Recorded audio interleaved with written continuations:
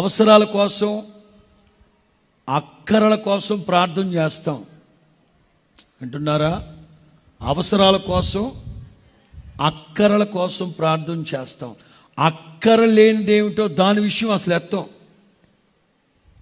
ఉదాహరణ, ఒక సమస్య పదే పదే పదే పదే నిన్ను వెంటాడుతూ ఉంది. దాని విషయంలో దేవుడికి నీవు చెప్పాలి, ప్రభువా పలానా సమస్య అది నాకేం ప్రయోజనమైంది కాదు, దయచేసి ఆ సమస్యని మీరు రూపు మాపండి నా తండ్రి అని ప్రార్థన చేయాలి. అవసరాని కోసం ప్రార్థన చేయాలి. అక్కర్లేనిది ఏమిటో, నీ సంతోషం ఏమిటో, నీ దుఃఖం ఏమిటో, నీ బాధ ఏమిటో చెప్పాలి. నీ ఇష్టం ఏమిటో, నీ కష్టం ఏమిటో చెప్పాలి. దేనిని గురించి బాధ చింతింపకండి, కానీ మీ ప్రతి విషయాన్ని ప్రభువుతో ప్రార్థన ప్రార్థన ప్రార్థన అనే విత్తనాలు